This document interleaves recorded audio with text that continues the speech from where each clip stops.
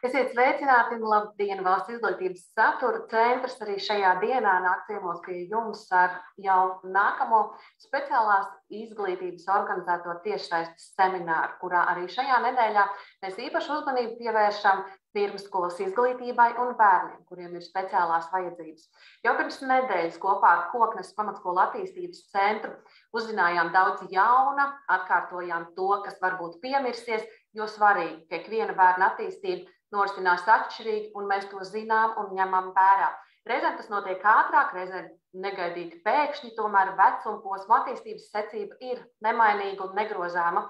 Ir svarīgi saprast, ka agrīni konstatēti mācīšanās traucējumi, laicīgi sniegt palīdzību un noteikti atbalsta pasākumu nozīmē labākus rezultātus mācību satura apguvē jau vēlākos gados skolā. Tāpēc šodien turpināsim iepazīties ar pirmsskolas iestādes darbības virzieniem, daudzveidīgo pieredzi agrīna atbalsta sniegšanā un to pozitīvo ietekmi bērnu attīstībā. Šodien pie mums ciemiņi no Daugavpils. Jūs droši komentāru sadaļā varat uzrakstīt, no kuras Latvijas puses pievienojušies semināram esat jūs, un mēs visu tuvāko stundu pavadīsim runājot par tēmu pozitīvas komunikācijas veicināšana, bērnu ar speciālām vajadzībām iekļaušanā pirmsskolā. Un pirms iepazīstamies ar Daugavpils pilsētas 32. pirmsskolas izglītības iestādes komandu, došu vārdu Valsts izglītības satura centra speciālās izglītības nodaļas vecākajai referentei Laimai Zomerei. Laima, lūdzu. Jā. Labdien visiem, kas mūs šodien klausās un skatās tiešraidē. Valsts izglītības satura centra. Mani var redzēt? Halo? Jā, viss kārtībā. Kārtībā, es atvainojos. Valsts izglītības satura centra speciālā izglītības nodaļa modina pavasarī jau vairāk kārt organizētajos tiešsaistes semināros. Un tieši šodien mēs priecājamies tātad iesākt turpinājumu par iespēju aktualizēt mums visiem ļoti zināmo tēmu, iekļaujošas izglītības iedzīvināšanu pirmsskolas izglītības iestādē katram bērnam. Jāsaka tā, ka politikas plānošanas dokumentos termins iekļaujošā izglītība figurē dažādos kontekstos. Izklausās ļoti vienkārši, taču, lai to īstenot, ir nepieciešama šī komanda, skolotāji, asistenti, skolotāji palīgi, vecāki, atbalsta personāls, kā arī kopīga mērķu īstenošana, sasniegt katra bērna stiprajām pusēm varēšanai nozīmīgus panākumus. Jāsaka tā, kā jau ir vairākos semināros un webināros minēts, tātad mūsu tēma ir par to, ka bērni ir dažādi, runā dažādās valodās, ir atšķirīgas intereses, spējas, un šī dažādība sastopas skolas ikdienas gaitās, un tieši dažādība rosina meklēt daudzveidīgas mācīšanās paņēmienus, metodas, agrīna atbalsta palīdzības stratēģijas katram bērnam, un par to, kā veidot iekļaujošu skolu, ar ko tad sākt, kā iepazīt bērnu mācīšanās vajadzības, kādus komunikācijas veidus izvēlēties un kā izvērtēt speciālās vajadzības un pielāgot atbalsta stratēģijas, aicinu dalīties pieredzē Daugavpils pilsētas 32. pirmsskolas izglītības iestādes vadītāju Mārīti Grigorievu ar savu čaklo skolotāju komandu. Un mums visiem novēlam visiem saklausīt noderīgus ieteikumus, gatavību pieņemt jaunus izaicinājumus un izmantot tos savā darbā. Lūdzu vārdu iestādes vadītājai Mārītei Grigorievai. Labdien visiem! Mīļi sveicieni jums no Daugavpils. Pateikties Valsts izglītības satura centram par uzaicinājumu un piedāvājumu dalīties ar savu pieredzi. Šodien mēs jums pastāstīsim, kā mums klājas mūsu pirmsskolas izglītības iestādē, darbojoties ar iekļaujošo izglītību un tieši konkrēti, kā mums izdodas veidot pozitīvu komunikāciju. Ja? Tad sākšu laikam ar to, ka kādā veidā mēs nonācām pie dotā jautājuma, kā mēs nostādījām sev šādus mērķus. Pirmais, uz ko mēs pievērsām uzmanību, tas ir valsts izglītības attīstības pamatnostādnes pamatnostādnes 2021.–2027. gadam, jā, un arī ņemām vērā to, ka valstī šis ir noteikts prioritārs uzdevums. Arī mēs savā iestādē to esam izvirzījuši kā uzdevumu numur 1 šim mācību gadam. Mūsu pirmskolas izglītības iestādē ir izveidota ļoti labvēlīga sistēma iekļaujošai izglītībai. Mums ir 8 bērnu grupas ar vispārīgo pirmskolas izglītību un 4 speciālās izglītības programmas. Bērni, kuriem ir noteiktas speciālās vajadzības, mācās un attīstās pēc speciālās programmas, un tajā pat laikā tiek iekļauti iestādes visā audzināšanas procesā, visos pasākumos un arī pasākumos, kas ir vērsti uz bērnu ar speciālajām vajadzībām iekļaušanu, pozitīvo komunikāciju un sadarbību ar vispār izglītojošo programmu bērniem. Šis darbs ir rūpīgi plānots, ievērojot pēctecības principu, taču izaicinājums vēl aizvien ir jau nostiprināt to aspektu realizāciju praksē. Savā kopienā sanācām un domājām, ar ko lai sāk šo darbu, lai tas ir pēctecīgs un kvalitatīvs. Izpētot tuvāko apkārtni, sabiedrību, problēmas kopienā, nonācām pie secinājuma, ka būtu jāsāk ar komunikāciju, jo prasme komunicēt ir visu procesu pamats. Mācību gada sākumā tika izveidota darba grupa ar pedagogiem un atbalsta personālu, kura sastādīja šīs jomas galvenos uzdevumus un pasākumus, kuri tika iestrādāti iestādes darba plānā. Lai gūtu pieredzes papildinājumu, esam iesaistījušies arī 2 e-training projektos, programmās Top 47. Un kā mums gāja, lai mēs sasniegtu šo sasniedzamo rezultātu, kuru nospraudām, atklājām arī savos pieredzes stāstos, apmainoties ar pieredzi savā starpā. No savas puses piebildīšu, ka mēs esam tikai šī procesa sākumā. Tas darbs ir milzīgs un noteikti šis ir jāsāk darīt pirmsskolā. Pieaugušos mēs mainīt nevaram, bet bērnus mēs varam mācīt.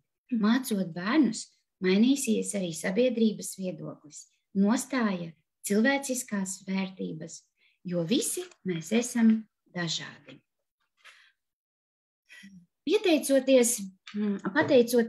Pateicoties iestādē izveidotai atbalsta komandai, kurā ir logopēds, speciālais pedagogs, pirmsskolas pedagogs ar lielu darba pieredzi speciālajās grupās un arī mēs kā administrācija, mēs sākam agrīnu bērnu novērtēšanu un konstatēto problēmu risināšanu.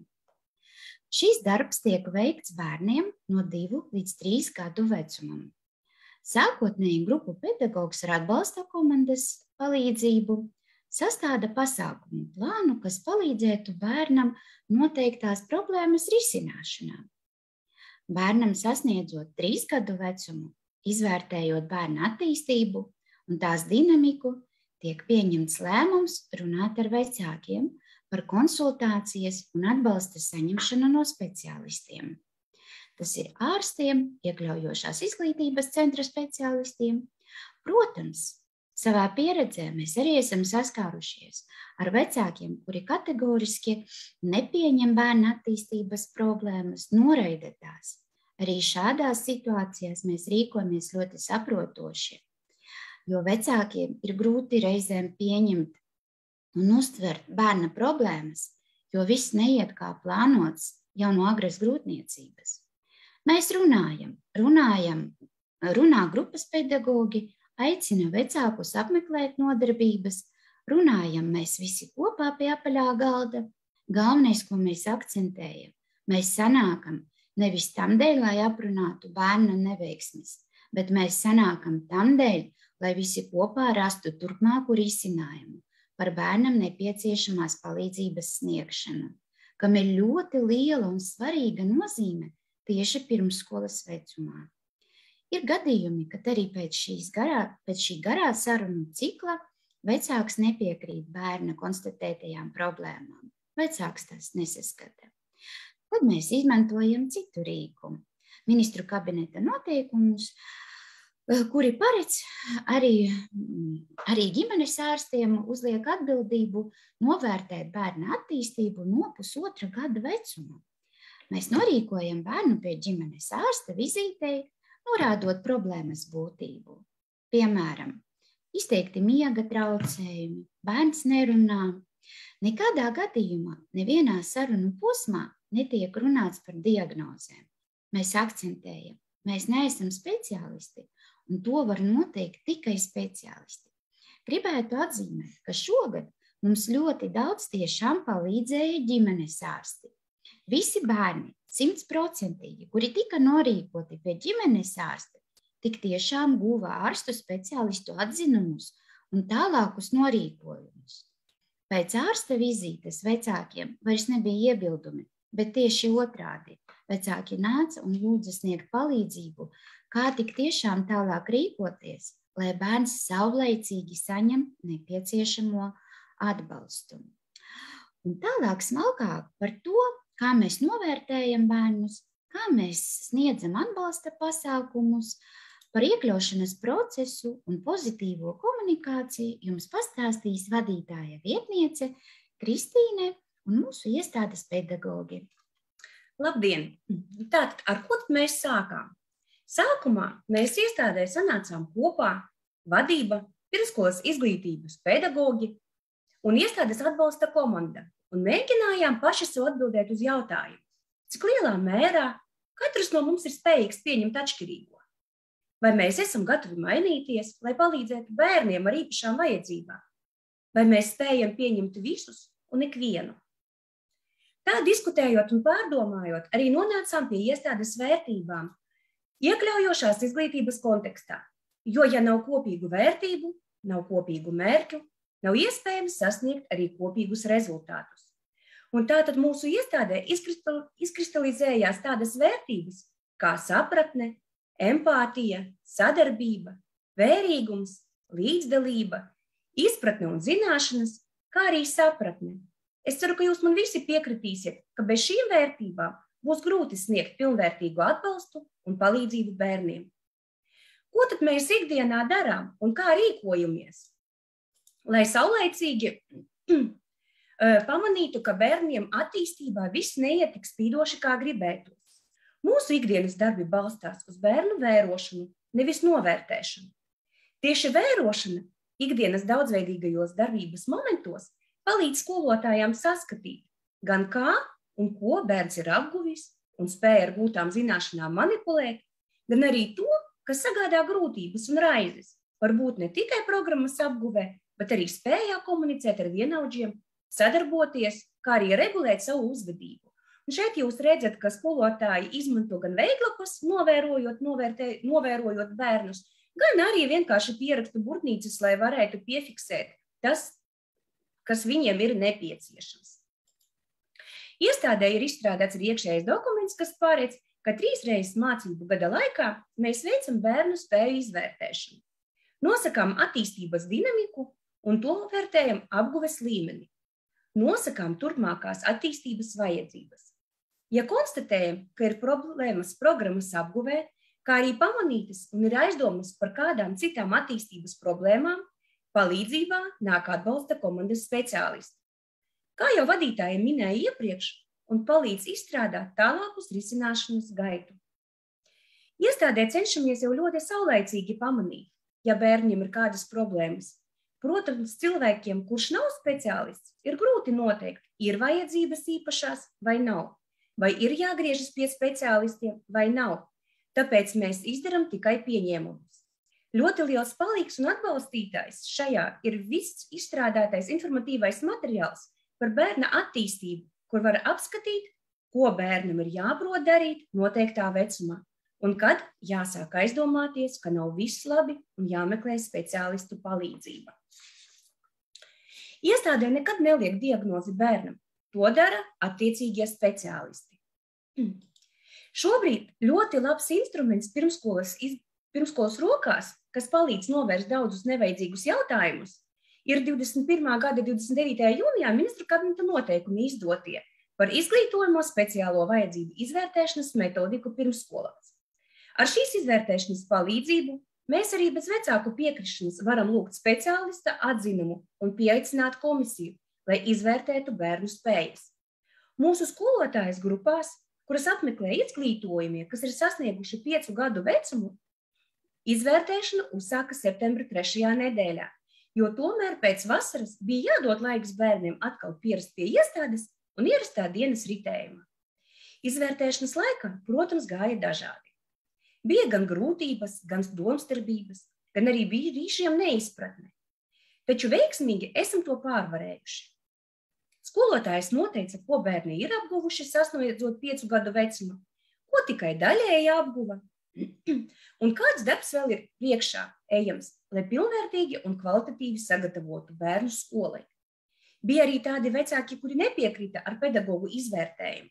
Tad devām tieši tādu pašu veidlapu, lai vecāki mājās paši izvērtē bērna spējas un prasmes. Pēc paša izvērtējuma vienalga vēl palika tādi, kas joprojām nepiekrita, ka bērnam ir nepieciešama palīdzība un atbalsts, jo pauda viedokli, ka metodika nav korekta, laiks nav piemērots, bērnam vienkārši nebija garstāvokļa. Ar šiem vecākiem tad sarunājam individuālas tikšanās pie apaļā galda, pieaicinot iestādē pieejamos speciālistus, logopēdu, speciālo pedagogu un konkrēto jautājumu vai vecāku nepiekrišanas apgalvojumu, speciālisti demonstrēja, kā tika veikta izvērtēšana un ko bērns var vai nevar atbildēt. Vecākiem vienmēr tiek teikts, ka viņiem ir nepieciešama saulēcīga palīdzība, lai spētu maksimāli veikt korekcijas darbu līdz skolas gaitu uzsākšanai. Ir bērni, kas tiek norīkoti ar pedagoģiski medicīnisko komisiju un atgriežas ar atzinumu par programmas maiņu. Tiek izstrādāts individuālais izglītības programmas apguves plāns, kā to pārēdz ministru kabineta noteikumi 556. Iepazīstināti vecāki ar to un uzsākas korekcijas darbs. Bet ir reizes, kad pirmskolas izglītības skolotāji sadarbībā ar iestādes atbalsta komandas speciālistiem izstrādā plānu un palīdz bērniem pārvarēt grūtības, apgūt vielu nemainot izglītības programmu. Sastādot individuālos plānus un izvēloties atbalsta pasākumu, balstamies uz 556. noteikumu 1. pielikumu, kur konkrēti ir aprakstīti visi iespējamie atbalsta pasākumi, ņemot vērā bērnu traucējumus. Viennozīmīgi iekļaujot bērnus gan ar speciālām vajadzībām, gan arī ar kādām citām grūtībām iestādē, grupā vai sabiedrībā, ir svarīga komunikācija, par ko runā arī skola 2030. Nozīmīga pilnveidotā mācības satura un pieejas īstenošanas princips ir iekļaujošās izglītības pieeja. To iespējams īstenot, atzīstot un novērtējot skolēnu dažādās mācīšanās vajadzības un nodrošinot to apmierināšanu, izmantojot daudzveidīgās metodas un pieejas, atvērtu komunikāciju, kā arī veidojot iestādē drošu un atbalstošu vidi. Komunikācija tā ir prasme nosūtīt un saņemt nepieciešamo informāciju. Tā ir miedarbība darbībā, kad abas iesaistītās puses ir vienlaikus gan informācijas sūtītāji, gan arī saņēmēji. Ja kāda no šīm pusēm iziet no ierindas, tad rodas problēma komunikācija. Ko darīt, ja bērns nav spējīgs komunicēt un darboties ar jums un vienaudžiem? Jānoskaidro, kas rada bērnam komunikācijas grūtības, kādas ir viņa komunikācijas vajadzības un cik bagāta ir viņa iekšējā valoda, valodas sapratne un izpausme. Tikai tad var piemeklēt komunikācijas līdzekļus, kas palīdzēs. Un par praktiskām metodēm pozitīvas komunikācijas veicināšanā pastāstīs mūsu iestādes skolotājs. Lūdzu, vārds skolotājai Anitai.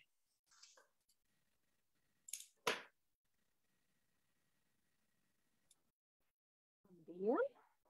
Demonstrēsim prezentāciju.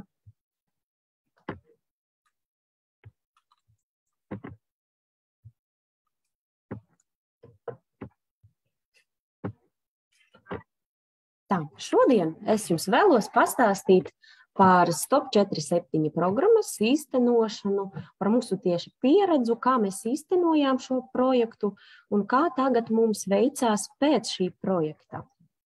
Tātad īsumā izstāstīšu vispār kopumā, kāds vispār ir tā programma, varbūt kāds vēl nav iepazinies ar to. Tātad šī programma ir veidota bērniem vecumā no 4 līdz 7 gadiem, kuriem ir uzvedības grūtības, jeb tā saucamas problēmas. Ja? Te neies runā tieši par uzvedības traucējumiem, tieši par problēmām.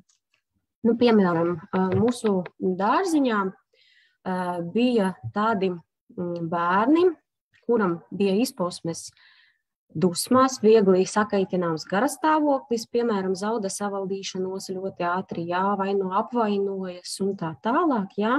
Dažiem bērniem ir pamanīta strīdīga, izaicinoša uzvedība.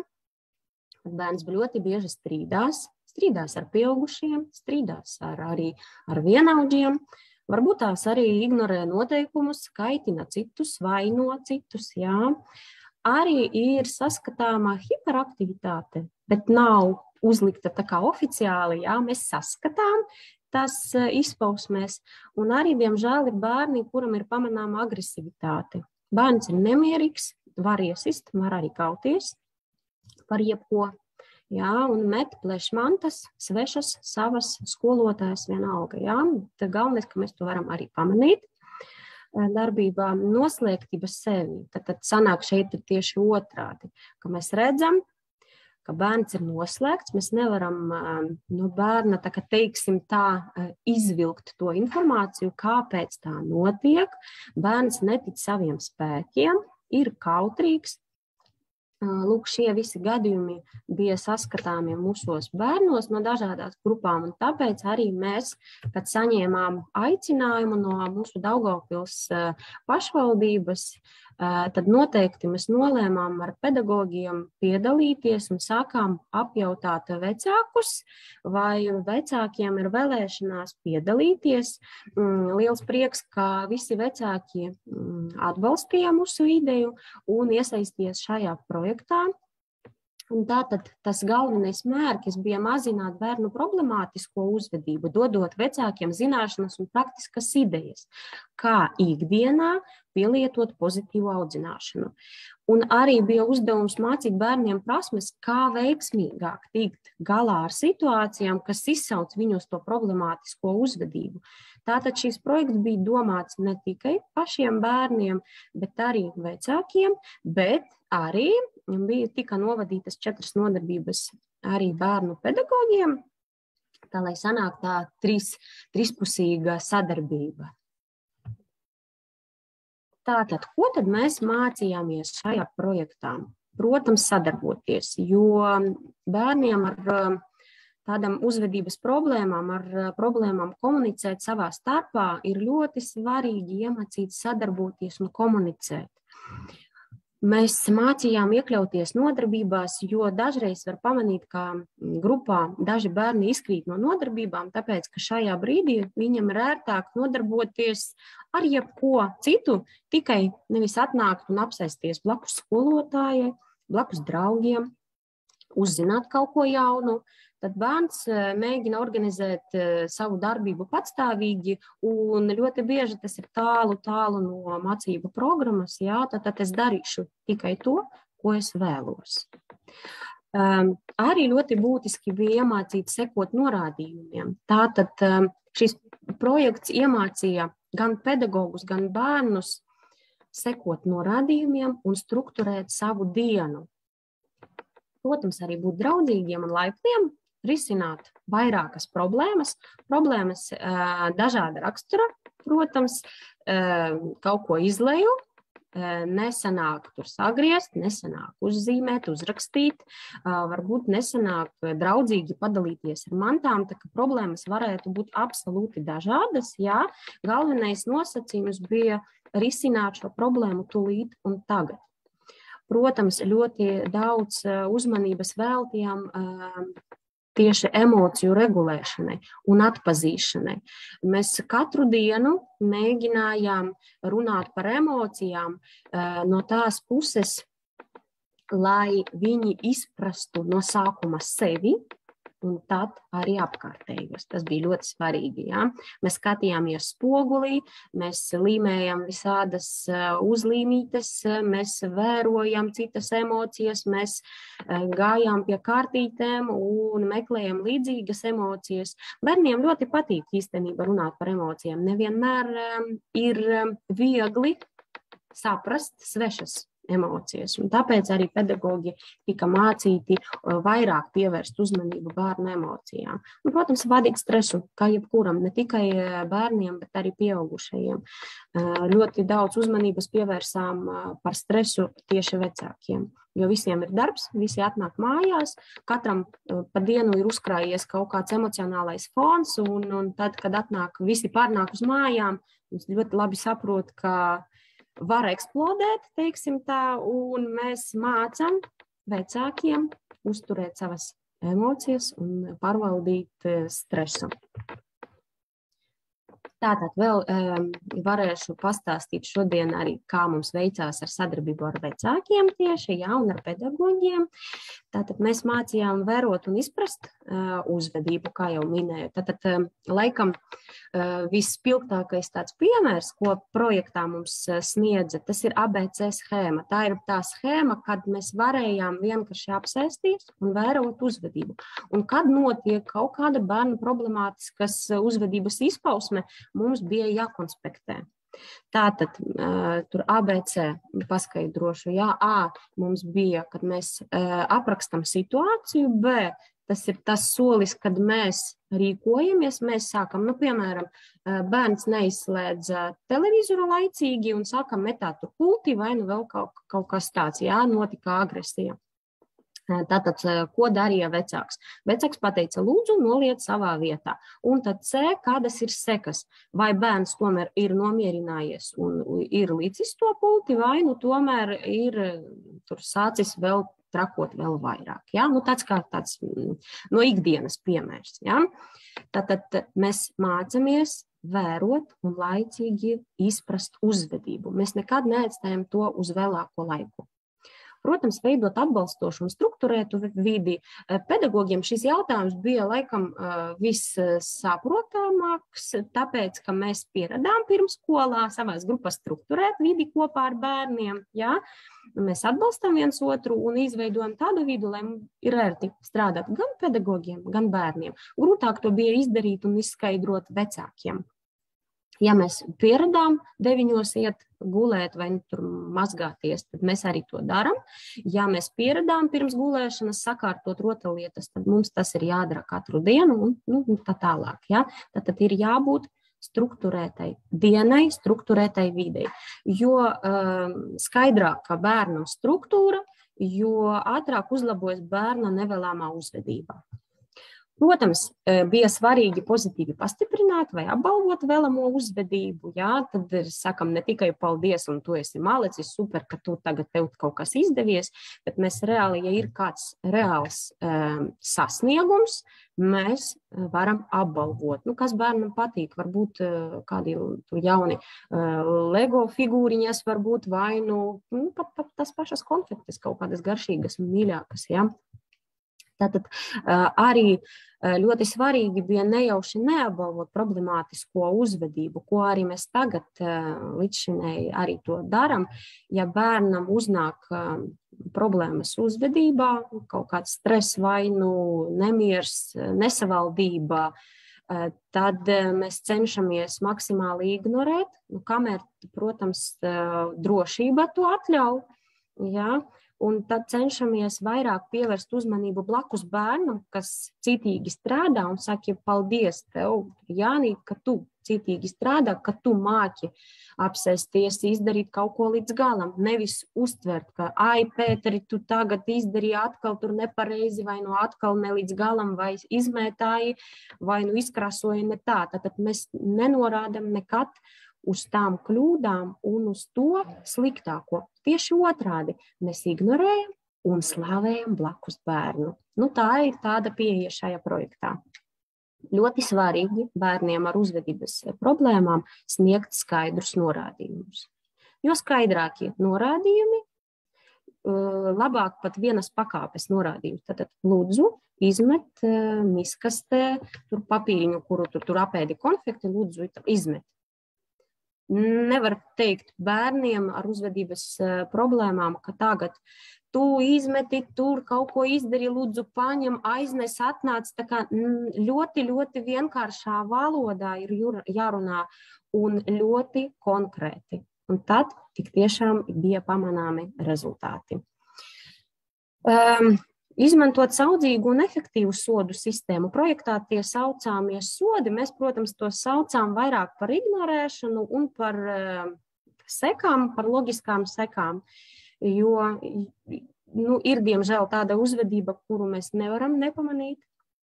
Un tad ir jārunā, ja bērns kaut ko izdarīja jau ārpus drošības, ārpus uzvedības noteikumiem, tad ir jāsēžas un jārunā tūlīt un tagad. Un, protams, jāregulē savas emocijas. Tā, šajā projektā bija varonis, kurš mums palīdzēja vadīt bērnu uzvedību, un mums arī treneri iemācīja darīt tāpat. Tātad projektā bija Zigis, ar kuru viss notika rīta cēlienā. Notika pārunās, atkārtojam noteikumus, ja? Un treneri arī iemācīja lietot katrā grupā kaut kādus varoņus, kas bērniem uz doto brīdi ir tuvāki. Piemēram, šoreiz kādi mums svētki bija, protams, lieldienas, un mēs atradām Zaki, kurš atnāca ciemos, un ja bērnam notiek kaut kādas tādas grūtas un sarežģītas situācijas, ar problēmām, tad noteikti mēs varam risināt šīs problēmas arī caur šo varoni, jo nevienmēr bērnam gribas dalīties ar skolotāju, ar kādu bērnu, caur rotaļu, ieinteresējot caur šo spēli, var arī izvilkt no bērna vajadzīgu atbildi un arī izanalizēt bērna uzvedību. Protams, mums arī tiek veidotas runājošās sienas, taču savukārt šīs sienas nav domātas vairāk kā mēneša tēmatā apgūšanai, bet tieši dienas aktivitāšu kalendāru veidošanai, var uzlikt pulkstenīti, strukturēt dienu, palīdz šīs runājošās sienas ļoti, ļoti. Un tur tiek pievienoti jauni noteikumi, uzskates materiāli. Dažreiz bērni pieliek arī kādu radošo darbiņu, lai tā siena ir tāda spilgtāka un dzīvāka. Ja? Arī noteikti mums grupā ir dienas pienākumu tāfele. Ja? Mēs viņu nosaucam par dežūrēju, bet nevienmēr tās ir tikai dežūras. Ja? Piemēram, bērniem ļoti patīk zvanīt zvāniņā, kad, piemēram, sākas nodarbība vai mums ir jāmaina kāda cita aktivitāte, un lai savāktu grupu, savāktu bērnus vienkāršāk, ir viens bērns, kurš atbild par šo zvaniņu, un bērniem ļoti iepatikās zvanīt. Tas var teikt, ka tā ir vismīļākā nodarbe. Ja? Protams, patīk apmeklēt dabas turīti, un tad, lai nebūtu nekādu cīņu, mēs liekam tādus kā žetoniņus pie sava vārda, un tas palīdz strukturēt dienu tik tiešām. Jo lielākas problēmas tieši ar pienākumu sadalīšanu grupā, jo labāk palīdz šīs žetonu sistēma, kad bērns var uzkarināt žetoniņu, un tad, kad sākam, es taču arī gribēju šodien dabas turīti dežūrēt, paskaties, jau šī vieta ir aizņemta. Lūdzu, paskaties, kas šodien vēl ir nav paņemts tieši. Un tad bērns apstājas, tik tiešām paseko, paskatās, ko jau darīt, ja viņš jau nepaspēja, tad rītu varēs samainīt un dežurēt tieši tajā turīti, kuru bērns vēlējās. Ja? Protams, mēs arī dežurējam. Palīdzot auklītei galda klāšanā, varam redzēt arī bildē, ka mums bija ļoti nopietns tāds uzdevums ar pašaudzētiem sīpoliņiem. Vajadzēja palīdzēt sagriezt, un tad piedāvāt bērniem, kurš vēlētos pievienot zupai klāt, piemēram. Ne visiem, protams, tas garšo, bet pats process, ka tomēr tas ir ļoti, ļoti nopietns tāds pienākums. Arī palīdz gatavoties nodarbībām. Tas laikam pats par sevi. Ne tikai bērni mācās pašvadīti, bet arī ir tādi dežuranti, kuri īpaši šajā dienā ir atbildīgi par gatavošanos nodarbībām. Protams, kā jebkurā pirmskolas izglītības iestādē, mums arī grupās ir noteikumi. Un šīs projekts mums iemācīja sekot noteikumiem, pakāpeniski. Nav tā, ka mums ir sarakstīti noteikumi un mēs par tiem ir aizmirsuši un atceramies tikai tad, kad ir kaut kāda problēma. Mēs cenšamies strukturēt šos noteikumus, jā, varbūt atbilstoši mēneša tematam, atbilstoši problēmai, kura ir uznākusi tieši tulīt un tagad. Arī ir tādi noteikumi, kurus bērni paši izdomā, jo viņi redz, kādas ir problēmas bērniem citiem. Viņi saka, es domāju, ka šoreiz mums ne visi bērni no rīta sveicinās un atvedās. Mums šīs noteikums tā kā ir jāpastiprina šajā mēnesī, un bērni tad uzraksta un pieliek klāt. Ja, un tad visu mēnesi mēs cenšamies apbalvot, uzslavēt un pievērst uzmanību tieši šim noteikumam. Ja? Un tad jūs varat redzēt šeit vērtēju savu uzvedību.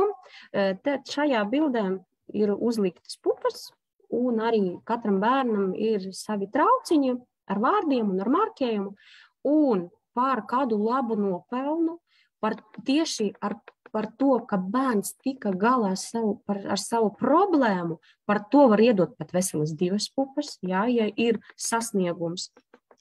Tad lietojam šādā veida sistēmu, mainam, protams, katru mēnesi cenšamies mainīt uz akmentiņiem, uz pupiņām, dažreiz mainām vienkārši uz uzlīmēm, pie skapīša varam pielīmēt, viss kā. Cenšamies mainīt tā, lai bērniem ir interesanti. Vēlētos arī pastāstīt par stopkrēslu. Šajā gadījumā, kad tiek pārkāpti noteikumi, uzvedības, drošības noteikumi, tiek lietots stopkrēsliņš. Šajā projektā mums iemācīja lietot šo krēsliņu pēctecīgi, bet arī var pateikt, ka, diemžēl, šis krēsliņš nederēs visiem bērniem, tāpēc, ka dažiem bērniem ir pietiekoši vienkārši aprunāties un pienākt pie skolotājas un atvainoties tam bērnam, kuram nodarīja pāri, piemēram, ja? Dažiem ir jānomierinās ilgāk, un šīs krēsls ļoti labi palīdz tieši šādiem bērniem. Uz krēsla ir uzlikts smilšu pulkstenītis, un kad bērns ir uz emocijām, var darīt pāri citiem, varbūt mest, plest, tad viņu ir jānomierinās, šis krēsliņš stāv grupā, un mēs varam apsēdināt un kaut kur stāvēt blakus, nevis runāt ar bērnu, bet dot iespēju nomierināties, kamēr pulkstenītis, tā kā bērniem sākam, ka pulkstenītis iet uz priekšu, jā, smiltis beras lejā, un tad, kamēr šis laiks nav pagājis, tev ir jānomierinās, un tad mēs ar tevi runāsim. Un skolotāja tā kā stāv malā un vēro, kā bērns nomierinās, un tad, kad laiks paiet, tad, protams, uzreiz pienāk un pārunā, kas tad notika, kā mēs varam labot šo situāciju. Nevar pamest bērnu vienkārši apsēdinot un aizejot pie bērniem darboties tālāk, jo tas ir ļoti būtisks moments. Mums ir jābūt blakus, mums ir jāredz, toties nav jāiejaucās bērna tieši tajās laikā, kad viņš nomierinās.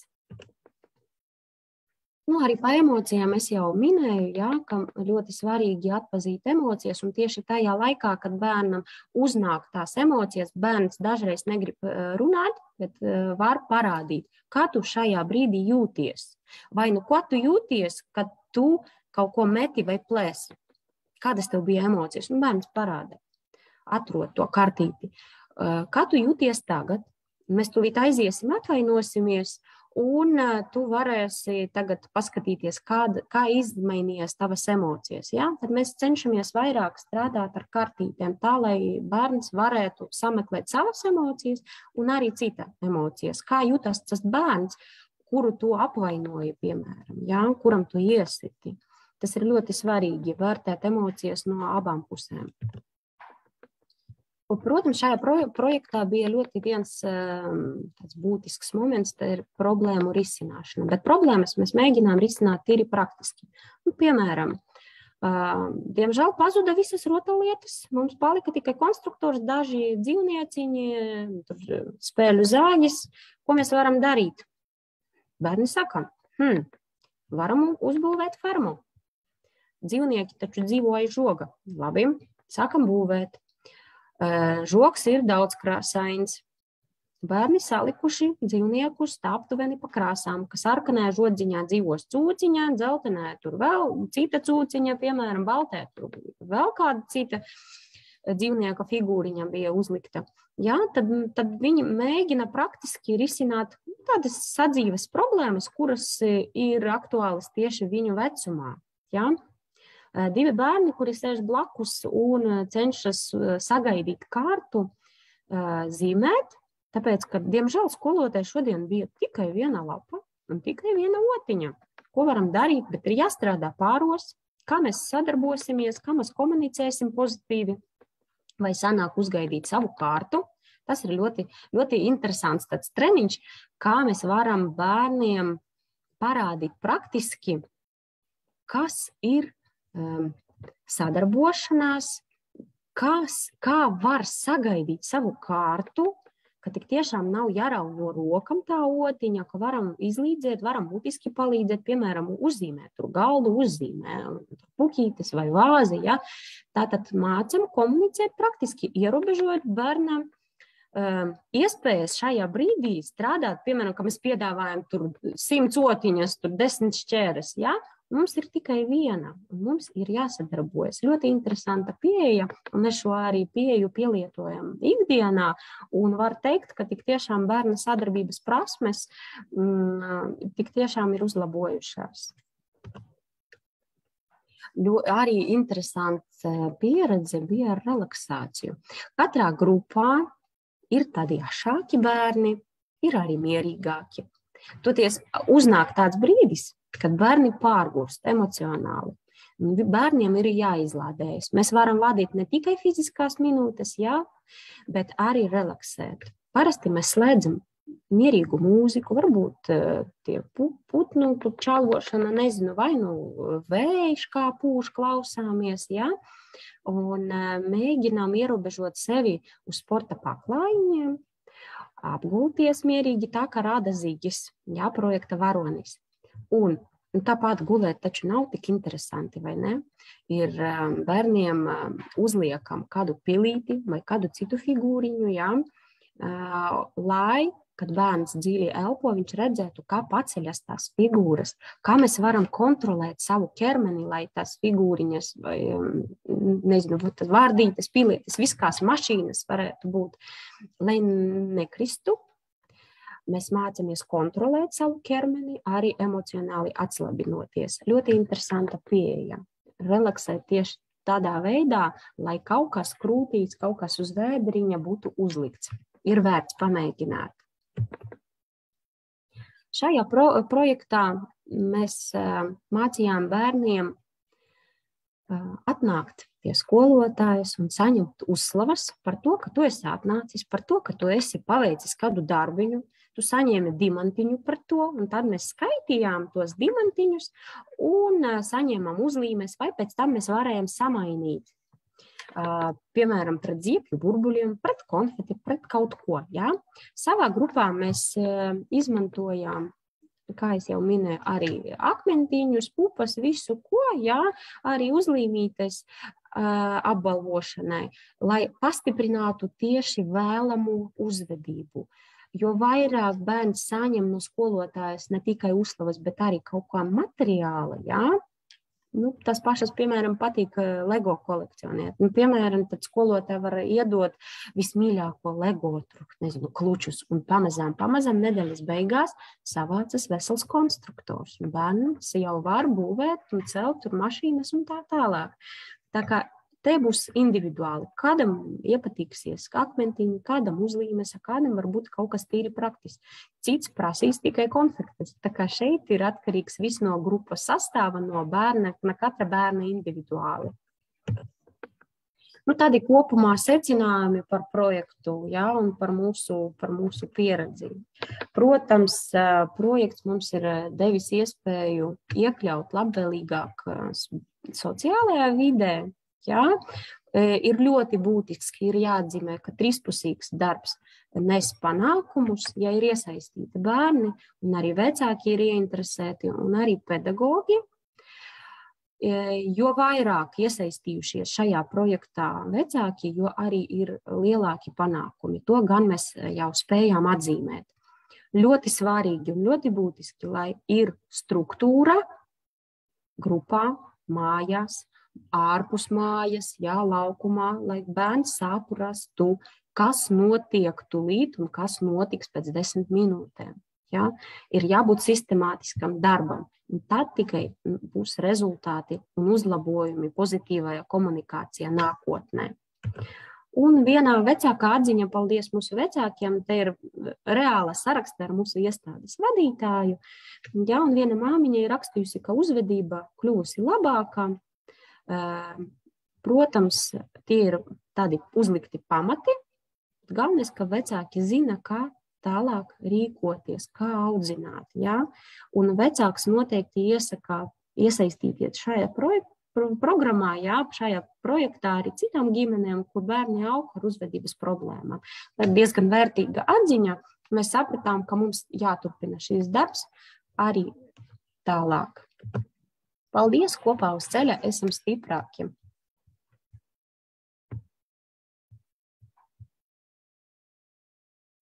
Došu tagad vārdiņu, Kristīna, lūdzu. Paldies, Anita, un mēs tagad vēlētos arī paklausīties, lai ar savu labo darba pieredzi padalās mums skolotāja Jana, un ja tieši pastāstīs par alternatīviem komunikācijas veidiem, ko var izmantot darbā ar bērniem ar īpašajām vajadzībām. Lūdzu, Jana. Jā, paldies, Kristīna.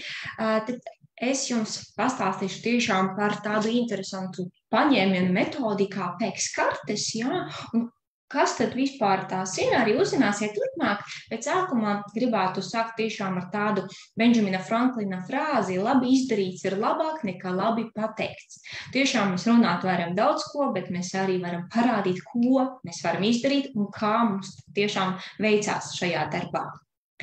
Mūsu izglītības iestāde, kā jau tika arī minēts vairākas reizes, tiešām pēdējā laikā saskaras ar tādiem bērniem, kuri nāk uz speciālām grupām, un viņam ir tiešām lielas valodas problēmas. Viņi ir nerunājošie bērni, arī ir bērni ar autiskā spektra traucējumiem. Un tad mūsu uzdevums bija palīdzēt tādiem bērniem iekļauties gan grupā, gan arī iestāde, gan arī kopumā turpmāk sociālajā tajā sabiedrībā mūsu. Un mēs arī mēģinājām mācīt bērnus, kā tad palūgt to palīdzību un izteikt savas vēlmes. Tika izpētītas un izmēģinātas vairākas metodes, bet tieši mēs izmantojam PECS metodi. Un kas tā tāda vispār ir? Es jums tūlīt pastāstīšu par to. Pats vārds PECS, tas ir saistinājums no angļu valodās, Picture Exchange Communication System, un latviešu valodā tā ir attēlu apmaiņas sistēma, jeb alternatīvas saziņas veids. Bērni ar šo kartiņu palīdzību var komunicēt gan savā starpā, gan arī ar pieaugušajiem, pat arī saviem vecākiem.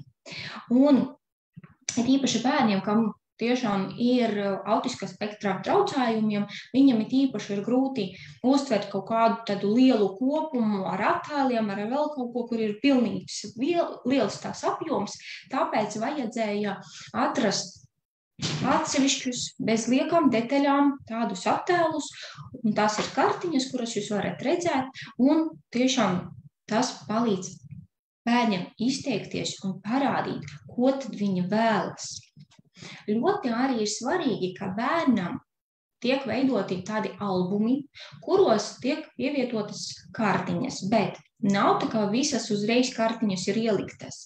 Bērnam parādās pa vieni, 2, 3 kartiņas, un bērns tad saka pētīt, kas ir uz tās kartiņas. Ko tad mēs prasam no tā bērna? Un ļoti svarīgi, ka kad bērns ir apguvis kādu noteiktu priekšmetu un ir nosaucis to vārdā, mēs arī to attēlu mēģinām izņemt no tā albuma. Jo bērnam tad jāturpina apgūt kaut kādi jaunie priekšmeti, jaunie objekti. Jana, mēs ļoti atvainojamies, bet mēs neredzam tavu prezentāciju, ja tu esi gājusi tālāk par pirmo slaidu. Paldies, ka pateicāt, līdz mēģināsim tad to pielabot.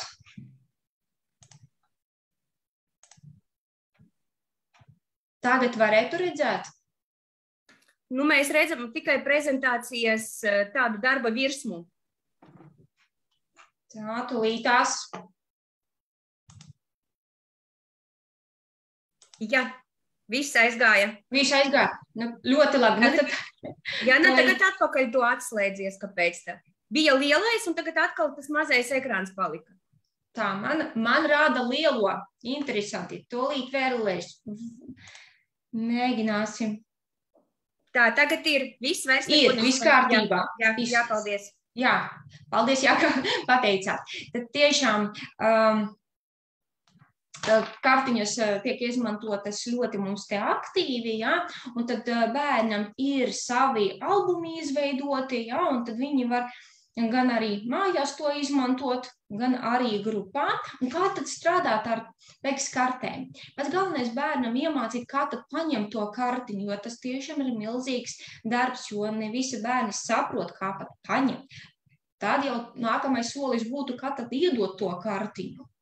Un pats svarīgākais arī, lai bērns atpazītu to objektu uz kartiņas, lai viņam veidotos sapratni, kas tad ir tur uzzīmēs, ko tad no viņam grib un sagaida. Arī jāpaskaidro, kā veidot teikumus. Tālākais jau posms būs, kā pareizi tad atbildēt uz jautājumiem, piemēram, ko tu vēlies vai ko tu redzi. Protams, arī mācās bērns atšķirt priekšmetus uz kartītēm. Un ko es arī ļoti gribēju pateikt, kā pašas pirmās divas kartiņas, kuras būtu vēlams un ieteicams ievest, būtu kartiņa jā un kartiņa nē. Jo tieši bērni, kam ir gan valodas traucējumi, gan arī autisko spektra traucējumi, viņi nesaprot un nevar atdarināt, piemēram, galvas mājienos, un viņam grūti pateikt to. Un tad, zinot tās kartiņas jā un nē, tad viņi varētu komunicēt gan ar skolotāju, gan es arī domāju, vecākiem pašiem būtu viegli to izmantot. Nākamajā slaidā jūs varat redzēt ļoti labu tādu piemēru, kā tad bērnam var pajautāt, kā tu pašlaik jūties, ko tev jāizdara, lai tu, piemēram, nomierinātos, un kas tad būs tālākais posms, kas tad ar tevi tālāk notiks. Un tas ir tiešām ļoti svarīgi sekot līdzi bērnu emocionālajam stāvoklim, lai saprastu, cik viņš ir gatavs turpināt, piemēram, darbu un ņemties pie kaut kāda jauna darbiņa un tālāk veikt, nezinu, piemēram, to pašu sarunu ar skolotāju. Un tad ar tādu kāršu palīdzību mēs varam saprast, cik bērns ir nomierinājies un cik viņš ir gatavs darbam. Ļoti daudz arī tādos albumos ir sociālo stāstu. Nu, tie, piemēram, varētu būt stāsti par to, kā var pasargāt sevi Covid laikā, vai, piemēram, bērns var pastāstīt, kā viņš var, piemēram, uzvesties, lai netraucētu kādam citam. Arī bērns var pastāstīt, kas viņam garšo, kas viņam patīk. Piemēram, nākamajā slaidā jūs varat redzēt pirmajā attēlā, bērns var pastāstīt, kas viņam sāp. Jo, ja bērns nerunā, kā pieaugušais var saprast, bērnam var uznākt dusmas, agresija pat var parādīties, bet izrādās bērnam vienkārši kaut kas sāp. Un tad bērns ņem šo lapu, viņš izvēlas, kas tajā brīdī viņam sāp, viņš parāda, skolotājs saprata to, bērns arī izteicās, tāda veida notiek tā komunikācija. Otrajā bildē arī var redzēt, piemēram, tā schēma, kā bērns, piemēram, tīra zobus, jo bērni arī viņi uztraucas par to, kas viņus sagaida tajā brīdī, kā tad jātīra tie zobi, kāda tā ir secībā. Arī ir ļoti svarīgi, piemēram, kā bērnam parādīt, ka no ēdiena nav jābaidās. Jebkurš bērns vai pieaugušais jau aizdomāsies, kas tur tāds varētu būt, ka jābaidās no tā ēdiena. Bet bērnam, kam ir kaut kādi traucējumi, tiešām viņu uztrauc viss jaunais. Tad bērns redz tās kartiņas, viņš saliek sev priekšā, kā mēs, piemēram, sakam, izmazgājam rokas, mēs sēžamies pie krēsla, sēžamies uz krēsla pie galda, un tad redzam to ēdienu, mēs varam viņu pasmaržot, pagaršot, un tad viss bērnam ir drošības sajūta. Arī ļoti, man liekas, labs variants ir jebkurai programmai, jebkurai skolotājai. Pirmajā attēlā var redzēt, ko mēs šodien darīsim. Bērns sastāda savu plānu, viņš zina, ko viņš darīs. Pirmam kārtam, otram kārtam un tā tālāk, viņš sastāda savu plānu uz visu dienu, vai arī sastāda plānu konkrētai nodarbībai.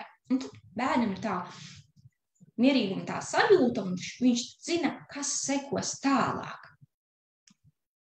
Šeit jūs varat redzēt, kā tad atšķīras un kā izskatās tie albumi. Meitenēm ir viens albums, zēniem ir arī cits albums, jo, lai bērni saprastu, ka viņš ir, piemēram, puika ir puika, meitene ir meitene, lai tā būtu tomēr atšķirība. Un arī te var redzēt otrajā attēlā, ka bērni var arī novērtēt, ko viņš bija ieplānojis izdarīt un kā tad viņam sanāca to izdarīt. Bērnu pašvērtējums mums te sanāk. Secinājumus pēc šīs labas metodes izmantošanas un pētīšanas mēs izdarījām tādus, kā jebkuri uzdevumi jāpiedāvā vizuālā formā, un skaidrojumiem jābūt vienkāršiem un jāatkārto vairākas reizes vienā secībā. Arī svarīgi, lai bērni pāriet no pasīvas uz apzinātu prasmju, dažādu roku prasmju, runas formu apgūšanu un, protams, attīsta sava es apziņu. Savu prezentāciju es vēlētos noslēgt ar Konfūcija vārdiem. Nav svarīgi, cik lēni tu ej, kamēr vien tu turpini iet. Tiešām, ja mēs pat ar maziem solīšiem turpināsim mūsu virzību uz priekšu, tad noteikti mums viss sanāks. Tad tas arī būtu viss. Lielas paldies, Jana! Un tagad par pēdējo mūsu metodi, kura mums ir viss tāda mīļākā arī un labi padodas bērniem, iekļaujošās izglītības kontekstā un komunikācijā, tā ir teatralizācija. Un par to jau vairāk pastāstīs skolotāja Svetlana un skolotāja Agnese.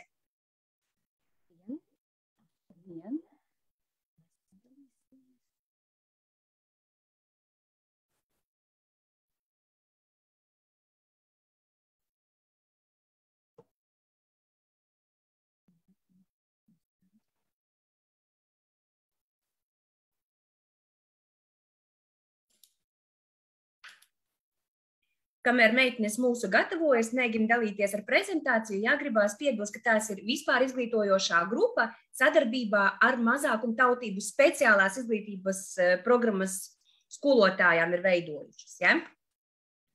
Jā. Mēs šodien vēlamies pastāstīt par mūsu grupas pieredzi, izmantojot teatralizāciju. Visiem jau zināmu metodi, tikai mazliet no cita rakursa, kā teatralizāciju, kas veicina bērnu iekļaušanos vidē. Vispirms mēs noskaidrojam, kāda ir teatralizācijas nozīme.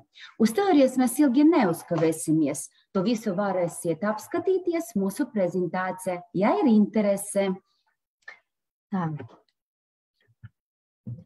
Tātad tagad mēs vēlamies īsumā pastāstīt un parādīt, kāda tad ir mūsu grupas pieredze, realizējot iekļaujošo izglītību caur teatralizāciju.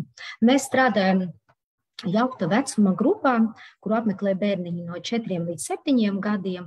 Mūsu grupā, kas realizē vispār izglītojošo programmu, nav bērniņu ar diagnozēm. Taču mums ir ļoti tāda īpaša grupiņa ar to, ka tas pirmkārt jau ir jaukts vecums, mums ir mazi bērni un ir lielāki, aktīvākie bērni, kuri ir uz skolu jau, un mums ir arī tādi bērni, kā jau laikam jebkurā grupā tagad ir ļoti daudz bērnu, kuriem ir kaut kādas uzvedības problēmas, un viņi varbūt dažreiz jūtas atstumti, ne visi bērni viņus pieņem. Mums ir bērniņi no krievvalodīgām ģimenēm, kuriem ir valodas barjeras, arī vienkārši ar valodas traucējumiem, kuri apmeklē logopēdus. Tātad daudz un dažādi bērniņi, un tāpēc mēs šo metodiku teatralizāciju apskatījāmies tieši no tāda viedokļa, kā teatralizācija palīdz jebkuram bērniņam iekļauties grupas vidē.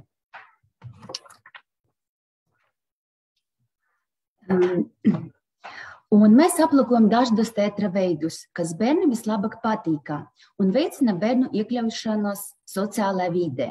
Mūsu grupu apguvām leļu teātri, pirkstiņa lēles, plaknes lēles, rokas lēles, stāvošas figūras. Arī gaismas un ēnu teātris, ekrāns, rokas un ēnu figūras, masku teātris, sejas maskas, galvas maskas, dramatizācijas teātra terpi un improvizācijas teātris, dialogi, skeči, bez vai ar teatrālas darbības atribūtiem atkarība no izvēlētā sižeta. Kopā ar bērniem un sadarbībā ar bērnu vecākiem gatavojam un papildinājam teātra atribūtus mūsu grupā. Izveidojam teātrālas darbības stūrīti, TV ekrānu, kur bērni var darboties, spēlēties arī brīvā laikā. Mūsu bērniem ļoti patīk spēlēt pirkstiņu teātri. Izmantojam dažādas pirkstiņu lēlītes, gan pašgatavotas, gan jau gatavas. Arī ar prieku bērni spēlē rokas lēļu teātri. Protams, izmantojam to saucamo tradicionālo masku teātri. Kopā ar bērniem mēs iepriekš esam lasījuši un izvēlējušies dažādas pasaciņas, zināmas viņiem labi, izspēlējuši tās, izmantojām gan dažādu veidu maskas, spēlējām gan zālē, gan grupiņā, visur, kur bija iespējams. Spēlējam galda teātri, izmantojam stāvošas figūras un uz kociņam. Mēs novērojam, ka tie bērni, kuri parasti neiesaistās, ir kautrīgi pēc dabas, noslēgtāki, ar uzvedības problēmām, sākuma noskatās un pēc tam izsaka vēlme piedalīties. Tātad mūsu mazajām vabolītēm ļoti patika gaismas un ēnu teātris. Sadarbībā ar bērnu vecākiem mēs esam iegādājušies tādu ekrāniņu, un šis teātra veids laikam bija tāds viss aizraujošākais mūsu bērniņiem, jo netik bieži izmantots ikdienā, un tur iesaistījās pat tādi kautrīgākie un klusākie un mazākie bērniņi mūsu. Lūk, arī izmēģinājām roku ēnu teātri. Kā jau visi zina, ka tas ir diezgan sarežģīti, koordinēt roku un pirkstu muskulatūru, bet ļoti nozīmīgs bērna attīstībā. Tātad mēs arī izmantojam tādu kā ekrānu, mūsu projektora gaismu. Bērniem ļoti patika. Kopā ar bērniem izzinājām tādu teatrālas darbības veidu, kā improvizācija teātris. Šeit tiek attīstīta bērnu fantāzija un iztele. Bērni vai paši izvēlas sižetu, vai tas tiek piedāvāts. Un tālāk notiek improvizācija, īsi skeči, dialogi. Ar bērniem kopā izvēlējāmies tēmu, skatījāmies dažādas TV pārraides, intervijas, laika ziņas un improvizējam arī paši. Tāds, kā var teikt, ka jauna tāda pieredze mums diezgan, bet ļoti veiksmīgi mums iegājusies. Mūsu vabolītes sadarbojās arī ar īpašiem bērniņiem, īpašo grupu bērniņiem. Lūk, ar grupu Taurenīši. Mēs iepriekš mūsu bērniņiem esam stāstījuši, ka ir tādi mūsu iestādē atšķirīgi dažādi bērni, kuriem varbūt vajadzīga vairāk, vajadzīga atbalsts, palīdzība. Iepriekš stāstījām, rādījām, gan dažādu attēliņu spēlējām. Un tad ar bērniem mēs nolēmām, ka varētu aicināt ciemos uz mūsu grupiņu. Izvēlējām pasaciņu, tā pasaciņa sarkangalvīte. Lūk, pie mums ciemojās mūsu draugi, iesaistījām kopā mūsu izrādē. Lūk, pēc izrādes draugus cienājām un arī kopīgi gājām rotaļās. Lūk, šeit var redzēt, ka bērni arī brīvi rotaļājas pēc tam. Var redzēt, kādas pozitīvas emocijas izraisīja šī tikšanās. Sadarbībā ar vēl vienu mūsu iestādes speciālu grupiņu Kapuriņi un mūzikas skolotāju vabolītes iestudējušas muzikālu teātra izradi, kā Margrietiņai sanāca. Iedomīga Margrietiņa savā ceļā satiek dažādus varoņus, gan bītes, gan skudriņas, gan mārītes. Arī Kapuriņa aktīvi piedalījās teatralizācijā, izpildīja lomas, piespēlē arī mūzikas instrumentiem. Jā, vēl gribētu piebilst, ka mums ir tāda jau arī iepriekšējā pieredze, ka mūsu īpašie bērniņi arī piedalās kopīgos svētkos, pasākumos dažādos. Arī pirms tā Covid izolācijas laika mums bija kopīgi svinīgie pasākumi iestādē, gan arī ārpus iestādes. Mēs apmeklējām teātra izrādes, tā ka mums tāda pieredze jau diezgan labi darbojas.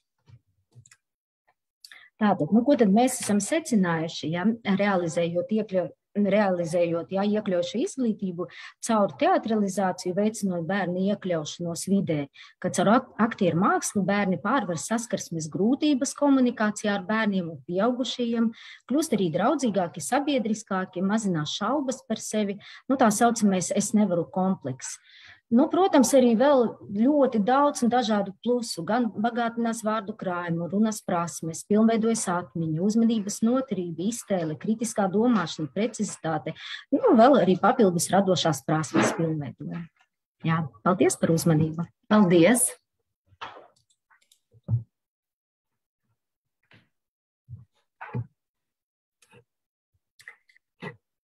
Meitnes, slēdziet, lūdzu.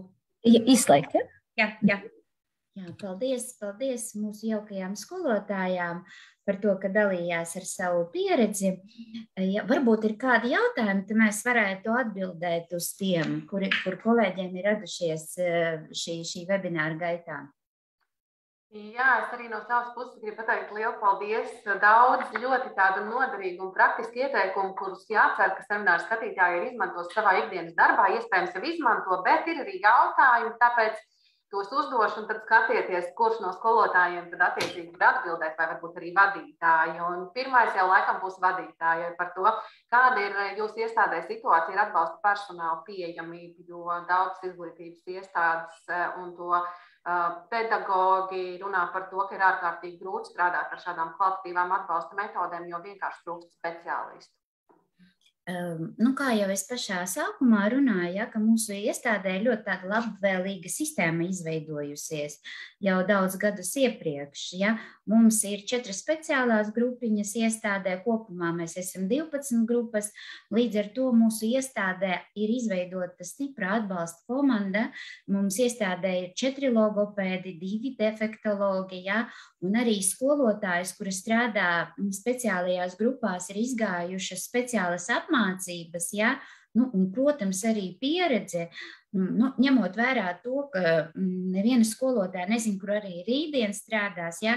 Arī citas skolotājas mums iziet speciālās izglītības apmācības kursu. Tāpēc mums šis jautājums, kas ir ar speciālām vajadzībām, iestādē risinās ļoti raiti.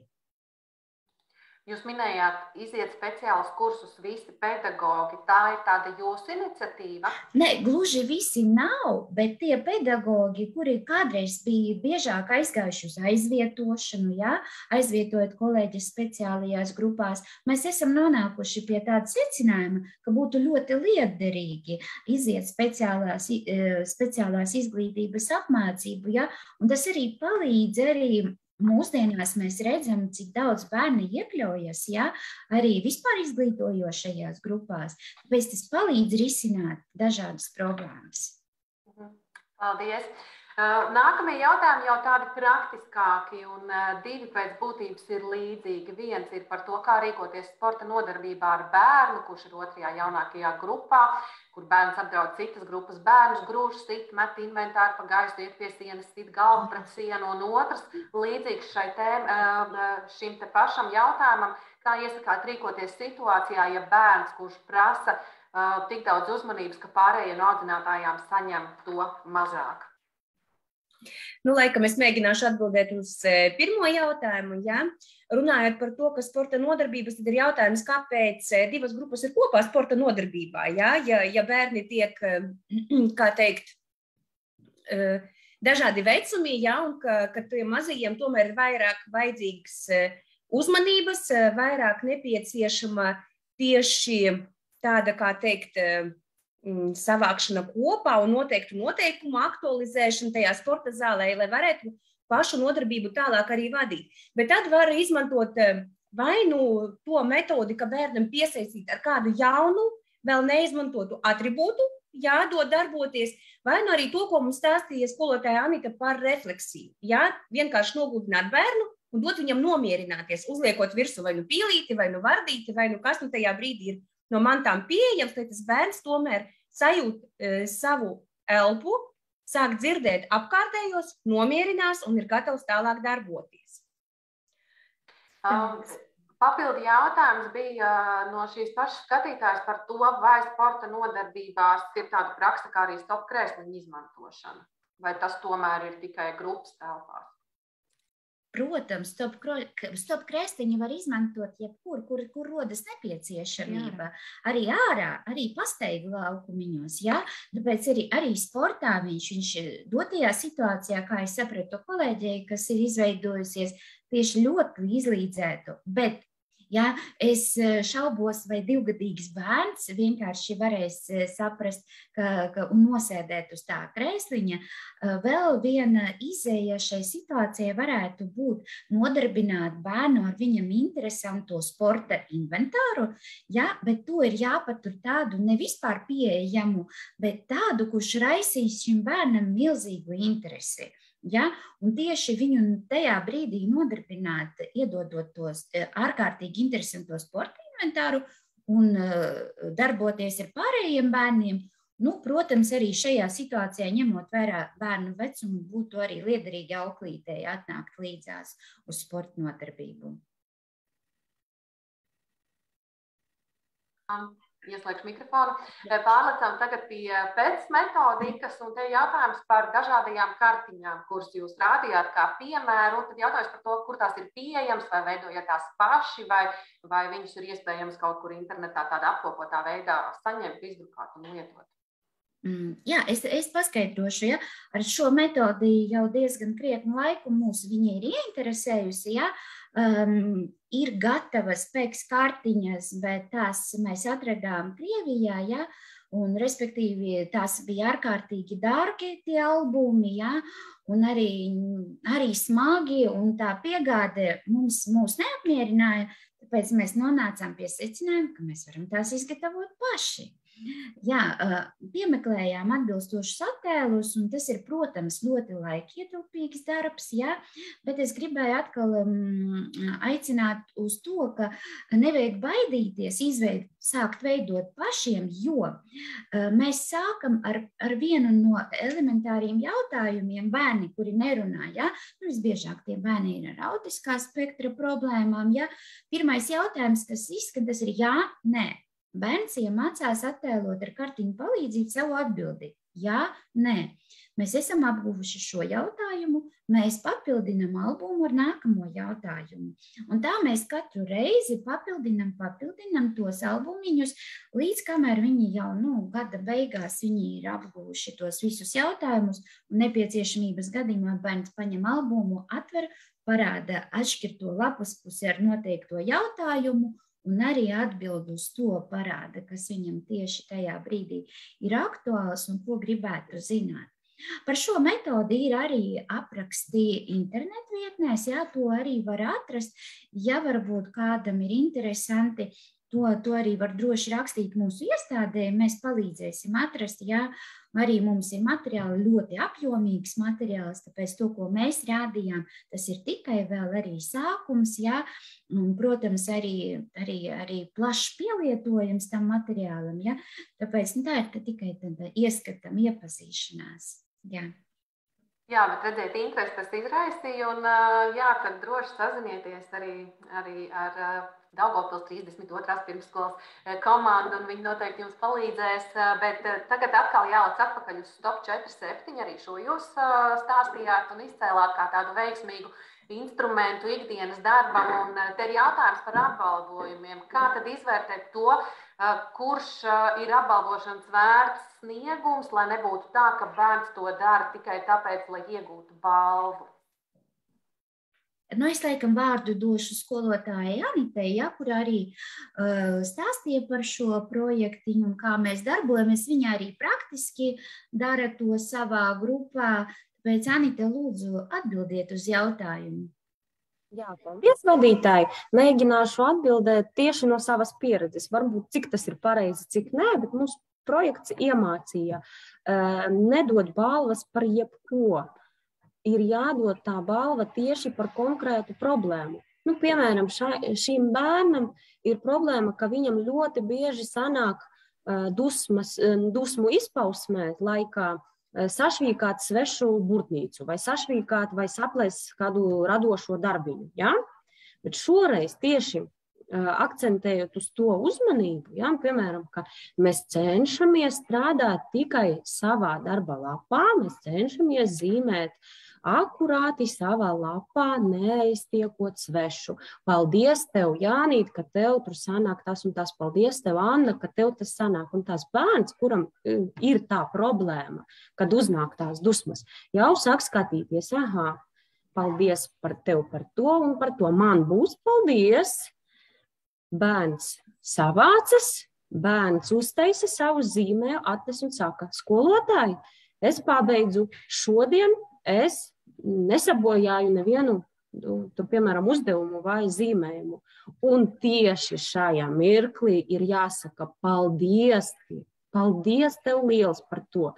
Un tieši tajā momentā, kad bērns savācās un bērnam tas sanāca, tas pilnīgi gandarījums un pa lielam ir jātaisa lieli svētki grupa, ka tik tiešām tas ir sanācis un tieši tajā brīdī bērnu vajag apbalvot. Ne tikai tāpēc, ka tur blakus esošie arī to izdarīja, blakus esošiem varbūt nav tik aktuāli, bet, protams, arī varam iedot arī kādu uzlīmīti, nav problēmu, jā, bet tikai ir jābūt grupā tad lielai bagāžai, jā, sadarbībā ar vecākiem. Paldies mūsu vecākiem, viņi ir sarūpējuši, zinot, ka mums rodas tādas problēmas, jā.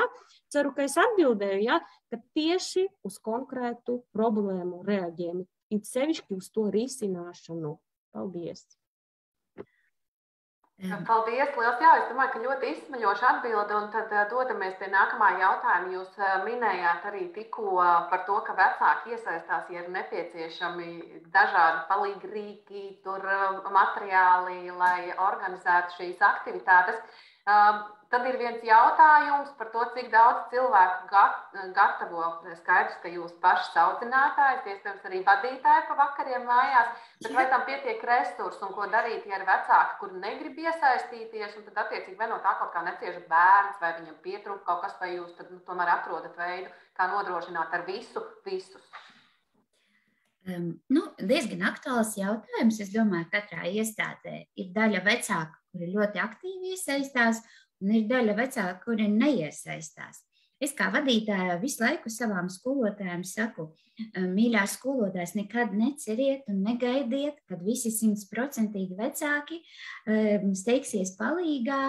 Tas nav iespējams, un arī nav jānoskaņojas negatīvi uz tiem vecākiem. Viņiem ir dažādi arī iemesli, kāpēc viņi neiesaistās. Ja? Tāpēc ņemam un izmantojam to vecāku palīdzību, kuri aktīvi iesaistās. Esam ļoti pateicīgi. Un kad vecāki redz to mūsu darba rezultātu, ja, protams, arī iesaistās ar vienu vairāk. Un ja viņi redz arī rezultātu to uz saviem bērniem, tad tas ir augstākais pateicības punkts. Vairāki no skatītājiem pirms mirkļa ir uzrakstījuši, sakiet lūdzu, kur var iziet tādus kursus, kur var iziet šos speciālos kursus. Man ir grūti šobrīd identificēt tieši par kuriem ir runa, bet varbūt tad gan par pēc metodiku, vai tad ir kursi Stop 4-7 un arī par teatralizāciju, vai par to ir kaut kur īpaši jāmācās, vai jūs paši atrodat un izmantojat šīs metodas? Kristīne, es tev tagad Kristīnei došu vārdu. Īstenībā izmantojam mēs šīs metodes sākumā paši apgūstam, mācamies, jā, no interneta mēs daudzos, kā vadītāji arī jau ieminējās iepriekš, ka mēs piedalāmies arī starptautiskajos twinning projektos, kad no sadarbības partneriem mācāmies un iegūstam to labo pieredzi un mēģinām tad to aprobēt darbā ar mūsu bērniem. Jā, runājot par PEX, tā bija īstenībā laikam vairāk vadītājas vienas vasaras darbs, tad, kad viņa atrada, jā, kādā veidā palīdzēt varam mēs mūsu nerunājošiem bērniem, jo tik tiešām mums bija problēmas ar bērniem ar autisko spektru, kuriem bija histērija un nevarējām mēs saprast, kas tur par vainu, tāpēc, ka bērns attiecīgi nerunā, jā, un tas bija tas pirmais, kas teikt, ceļa posms, kas mums lika aizdomāties un sākt meklēt tās jaunās idejas, tās mūsdienīgās idejas, lai mēs varam pilnvērtīgi nodrošināt bērniem komunikāciju. Ja? Tāpēc par šiem, diemžēl nevarēšu atbildēt uz šo jautājumu, ja, vai ir tādi speciālie kursi. Jā, bet mūsu skolotāji, ka izglītojas speciālos kursus iziet, kas ir B kursi, 72 stundas, to mēs izējām vai nu sadarbībā ar Daugavpils universitāti, tiek organizētas grupas vai no Rēzeknes tehnoloģiju akadēmiju. Ir citas skolotājas, kas ir izgājušas arī Latvijas universitātes piedāvātos kursus, līdz ar to kursu klāsts ir diezgan liels, vienkārši vajag meklēt, interesēties, un darboties. Paldies, un Laimai arī bija kas piebilstams pie šī jautājuma. Jā, es vēl gribētu papildināt Daugavpils kolēģijas ar to, ka vēl ir plašs kursu klāsts programmas, ko piedāvā attīstības centri. Un proti ir ļoti dažādas tēmas gan par pēckartiņām, gan par simbolu valodu, gan par nerunājošiem bērniem, tā kā šīs iespējas arī piedāvā attīstības centri. Jā, tas būtu viens. Un otrs, es gribētu pateikt, ka arī šīs pēckartiņas un arī, pieņemsim, ABC schēma ir arī pieejams attīstības centros, tā kā var droši printēt. Un vēl arī mūsu seminārā, iepriekšējā seminārā digitālā platforma, DigiKlase, arī piedāvā šīs pēckartiņas simbolu valodā tieši iekļaujošās un speciālās izglītības sadaļā. Jā. Tas ir tas, ko es gribēju papildināt. Jā, varbūt, ka es varu arī nobeigumā pateikt pavisam īsi lielo paldies Daugavpils radošajai komandai par tik ļoti izsmaļošu un tiešām strukturētu prezentāciju. Man liels prieks par šiem te instrumentiem, metodēm, un kā jau mēs visi redzējām, Daugavpils iestādē arī ir savs atšķirīgs sākuma punkts, kad tiek pieņemts apzināts lēmums doties šajā iekļaujošas skolas virzienā. Un pašu galveno es gribēju pateikt, ka skolotāja komanda parādīja mums tiešām visiem, ka katram bērnam ir iespēja sameklēt sev piemērotāku komunikācijas veidu, sazinoties mutiski, rakstiski, simbolu valodā, kartītes, un tas ļauj tiešām visiem būt neatkarīgākiem, un tas ir vienkārši vizuāls veids, kā nodot un iztulkot šo informāciju.